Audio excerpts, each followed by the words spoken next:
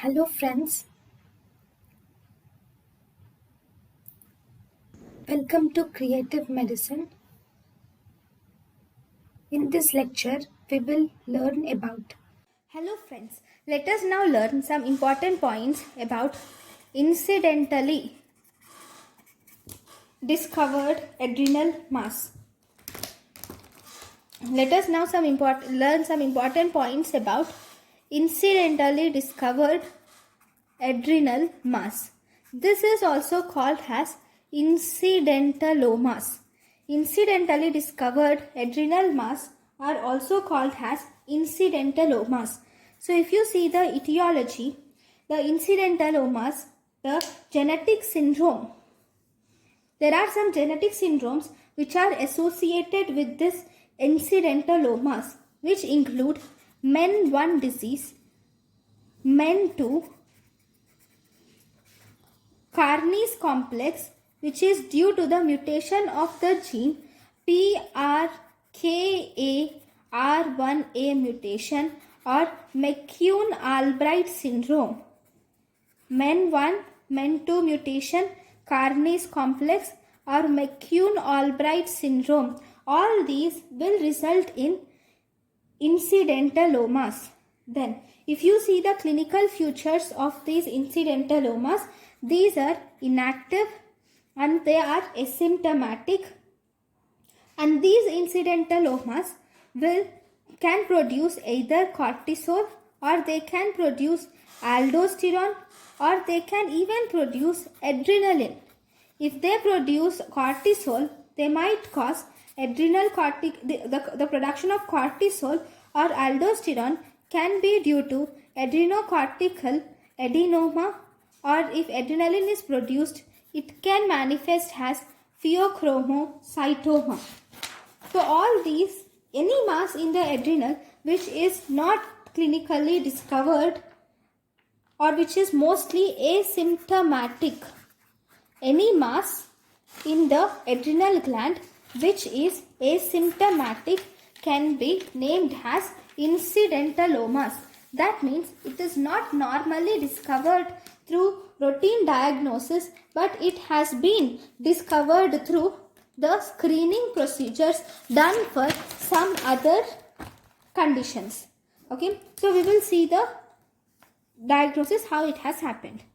So, how are you going to diagnose these adrenal masses or incidentalomas?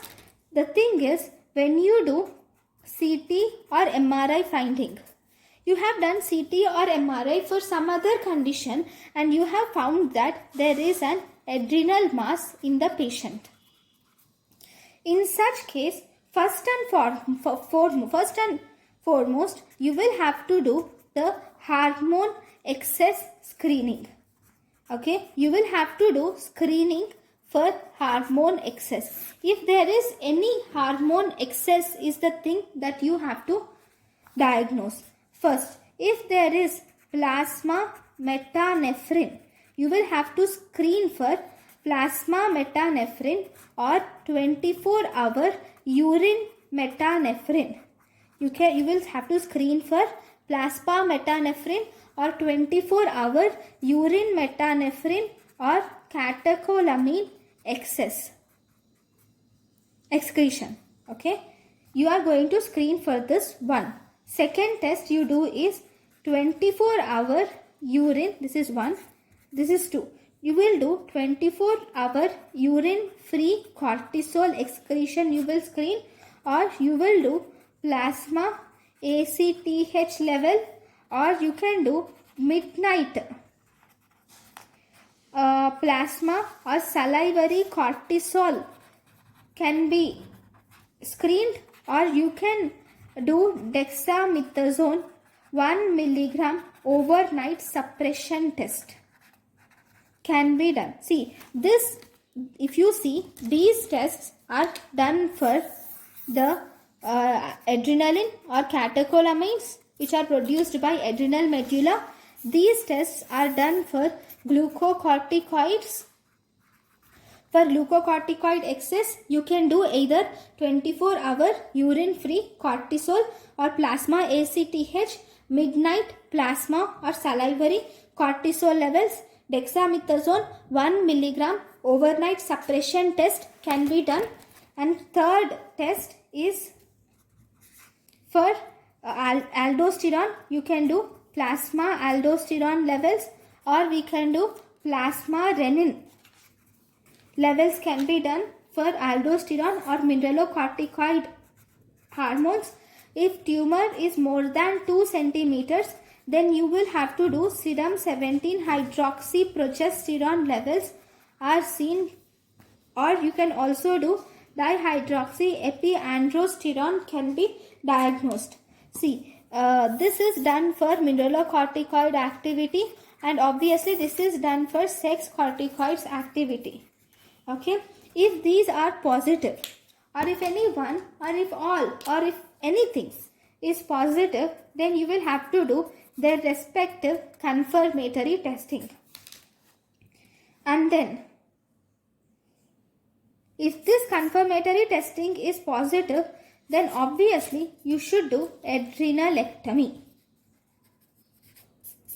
Okay, that tumor or that mass should be removed, because there is some hormone excess which might in future manifest with symptoms resulting in complications. So we will have to remove the mass and adrenal gland. You will do unilateral adrenalectomy. Right? Now, if this confirmatory test was found to be negative, then we will have to repeat the hormones screening after 12 months.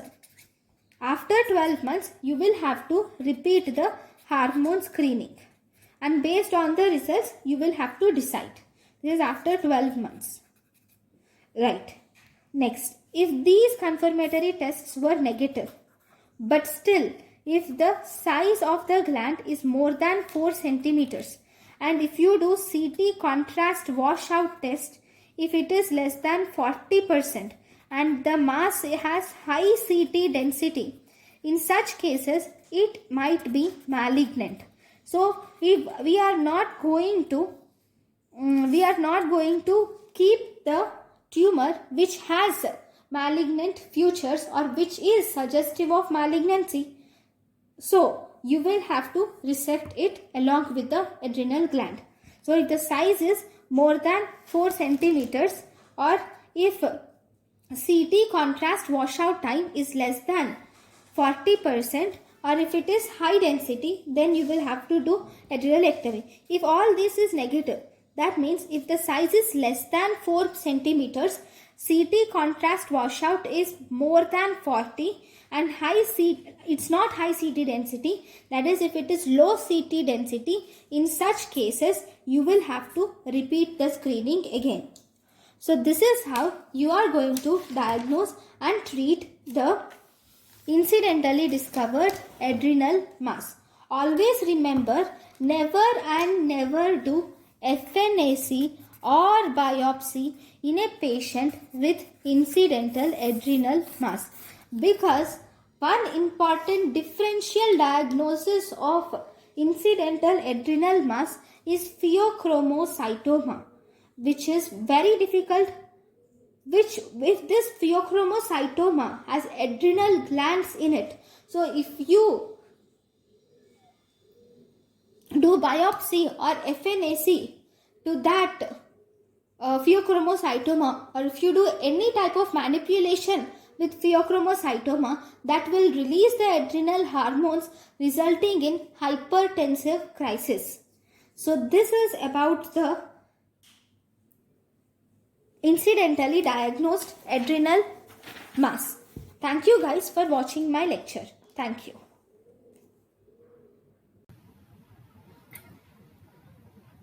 Thank you, and thank you for watching.